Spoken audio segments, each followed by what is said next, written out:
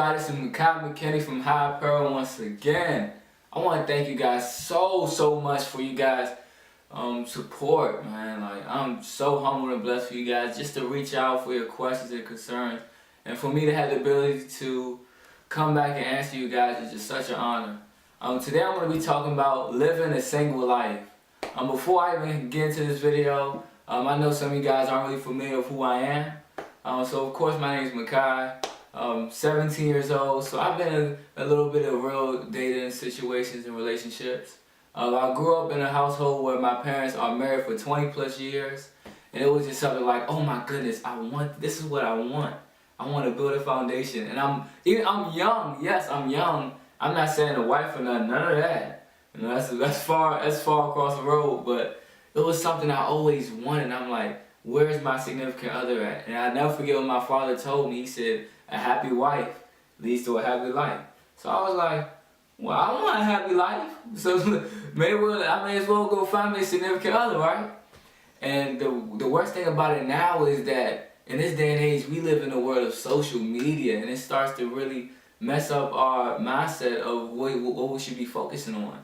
And I feel as if there's three types of people when we're single of how we want a relationship. The first one is basically, we are always tuned into those relationships, whether you're getting your Queen and Clarence in, or you're getting your De'Ara and Ken in, or you're getting that gold juice in. You just are always like, oh my goodness, I want that. Relationship goals, right? That's what y'all want, right? And that we get so caught up, we're like, oh my goodness, this is what I need, right? So then we have the second group of people where we are always caught third wheeling. Oh my goodness, I swear, if you are single, third one is probably the worst thing you could possibly do. I don't care what you say. That's probably the worst thing. You could probably be with your friend, y'all go to the movies, and then you see your friend, they all booed up, and you're like, dang, that must be nice. Why I can't have that, right? And then we have the third group of people. This is me right here. You're like, you know what, I'm not about a third world. I'm not going through that. So, it might be a Friday, Saturday night, and you get your Netflix on, no chilling, because you by yourself, right? And then you might throw on some R&B music. You might throw on some, baby, you should let me love you, let me be the one to give you everything you want and need. Yeah, okay, so some of y'all might know some Mario, okay. But for some of y'all that don't, y'all might be a little too young for that, a little old school. But anyways though, man, we get so caught up in relationship, we start to lose sight of what God wants us to do. And I know some of you guys may be like, well, what does God want me to do, Makai? This is what He wants you to do. He wants you to build a personal home. And mind you, that I didn't say house, because the house and home is two different things. I know you guys may think that it's the same thing, but it's not. A house is somewhere where you lay your head at, or a roof that's over your head, right? A home is more emotional. It's to the point where wherever I'm at this place, I feel so comfortable and peaceful with myself, right? And I feel as if with God, when we start to find out what God intends us to do, we could actually feel peaceful in a home, that we don't have to worry about having relationships or anything that distracts us for what God wants us to do, right? So this is the first thing that God wants to do in 1 Corinthians chapter 7, verse 8. This is what God says. I wish that all of you were as I am, but each of you has your own gift from God. One has this gift, another has that. Now to the unmarried and the widows I say, it is good for them to stay unmarried as I do. He first tells us to build our gifts. Build your gifts. If you're not aware what you're gifted at, find what you're good at. Ask people. As a matter of fact, if you're in an area, talk to my mom, Michelle McKinney. She does it for a living. She will find your purpose, find your passion, find what you're good at. But if you already know what you're good at, say if you are good with animals, try to meet with veterinarians, meet with mentors, find some internships. Try to create a vision board for yourself. Set goals for yourself and work toward them. You don't have to worry about having a relationship. Another thing that God intends us to do, He tells us in Exodus 20 verse 4, this is what He says. You must make for yourself an idol of any kind or an image of anything in the heavens, or on earth, or in the sea. He now tells us to build our self-worth. And the thing about this is that when we're single, is that 50% of the time, the reason why we want to be in relationships is because we don't love ourselves. And we need somebody else to love us, right? So, say if I had some Lil Baby and Gunna tickets, right? I'm talking front row tickets. I'm talking, they right there, they spitting. Drip too hard, don't stand too close, you run, drown off this way. Lil Baby and Gunna tickets, right?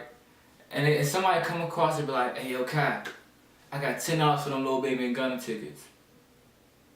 I'm gonna be like, $10 for some Lil Baby and Gunna tickets?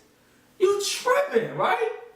I know some of y'all might go over the top, y'all might do that and hit him with a little left hook and an uppercut. Matter of fact, he probably won't, he won't come out the way he came in, right? And the thing is, I want to ask you that, why is it that we value Lil Baby and Gunna tickets all the way up here and we don't value ourselves? Even though God got on the cross for us and gave up his only son and said, you're worth it. Why?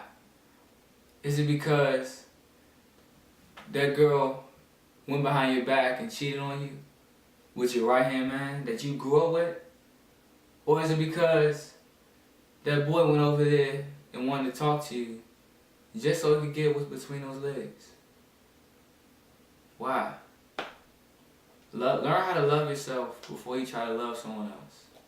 Right? So then, now James tells us of how God wants us to live our life. In James chapter 4, verse 8, this is what he says. Come near to God and he will come near to you. Wash your hands, you sinners, and purify your hearts, you double-minded. Now he tells us to build our relationship with God. And the crazy thing about this is the more time we start to spend with God, the more time he started to give us answers before we even start to think about it. Right? So say if we're on our grind, like I'm saying, we are killing it, right? And this what always happens, right? This what always happens. We killing it, right? And then, you know who comes back right in our life? The same person that hurt us. They might hit you with this. You miss me? Or I miss you. This the kicker right here. Hey, big head. They hit you with that, right? And then when we get caught up in a relationship, you know what? And we so lonely, we take them back. And we go through that cycle all over again with being hurt, right? So, but I feel as if we spend our time with God and we start to actually learn of how he wants us to live our life, we start to feel peaceful. We start to feel comfort. We start to feel at home, right? So now that we know of how God wants us to build our personal home, ask yourself, what can I do right now to build my personal home? So I could disregard all the relationships that I desire to have, right? And when you come up with that, write it down, or put it in your notes, or even just try to tell somebody, and once you do that, put them to action, right? So then now, I know some of you guys will be like, well, Makai, what if I don't apply this? What if I don't build my personal home, right? This was going to happen. You're going to waste time. And the thing about this is we're going to be so focused on relationship that time goes by, and we're going to be like, how in the world did I get here? And as a matter of fact, we're going to be in a deeper situation of trying to get ourselves out of what we should have been in the first time, right? And as a matter of fact, I was talking to a close friend of mine, Sean, right? I was talking to him in the men's conference, and he told me something that I will never forget.